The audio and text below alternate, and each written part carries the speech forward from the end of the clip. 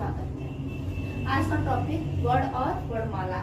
किसे कहते हैं वर्ड? एक एक अक्षर को वर्ड कहते हैं, ठीक, जिसे हम टुकड़ा न कर सके वही वर्ड है। और वर्णमाला किसे कहते हैं? जो इस माला में पिरो दिया गया है तो उसे वर्णमाला कहते हैं। एक क्रम से हम रखे हैं, इस क्रम में ही रखना मेरा वर्णमाला कहलाता है। सुव्यवस्थित ढंग से रखना ही वर्णमाला है। हम अ को अ के बाद ई उ नहीं रख रहे हैं। अ के बाद आ है, ई है, बड़ी है, छोटा उ, बड़ा उ, ऐसे करके रखते हैं। तो इस क्रम में रखना ही वर्णमाला कहलाता है। और इसमें भी ये तो पता है ये क्या है? स्वर है और ये व्यंजन है। क्या है? स्वर और व्यंजन है। तो वर्णों के समूह को, समूह में है ये, वर्णों के समूह को, सुव्यवस्थित समूह को, व्यवस्थित समूह को हम वर्णमाला कहते हैं। तो वर्ड समझ गए? एक अक्षर को जिसको हम टुकड़े ना कर सके उसे वर्ड कहते हैं। जिसका हम टुकड़ा ना कर सके, जिसमें हम स्वर या व्यंजन को दोनों को जोड़ ना सके, उसे हम वर्ड कहते हैं।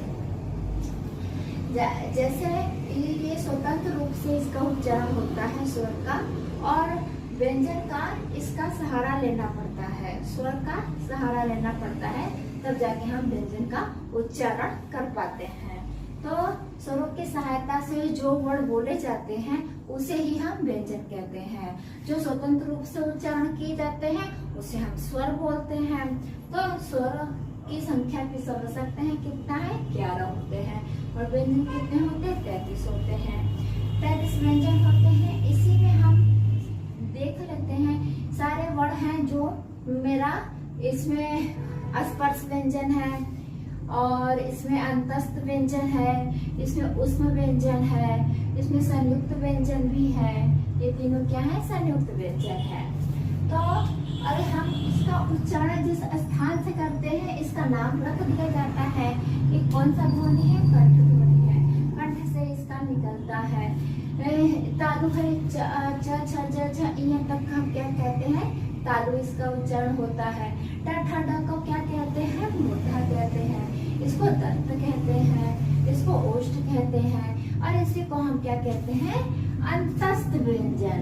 ठीक है, अंतस्थ व्यंजन। स्वर और व्यंजन के बीच से जो स्वर का उत्पन्न, जो स्वर निकले, स्वर और व्यंजन के बीच से जो वर्ड निकलता है उसे हम अंतस्थ व्यंजन कहते हैं। ठीक है, और अंतस्थ व्यंजन को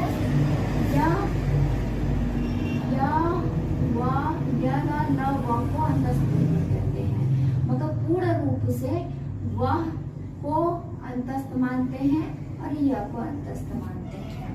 ठीक है, और ये श ये ऊष्म व्यंजन कहलाते हैं। इसे ह भी कहते हैं। ह को तक ही हम ऊष्म व्यंजन कहते हैं। और ये तीन क्या होते हैं? संयुक्त व्यंजन।